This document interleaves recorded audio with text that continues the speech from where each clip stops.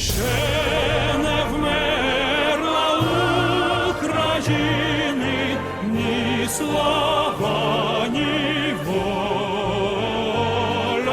Ще нам, браття українці, усміхнеться доля.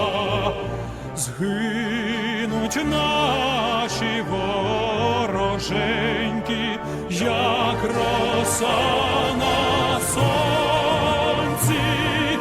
Запануємо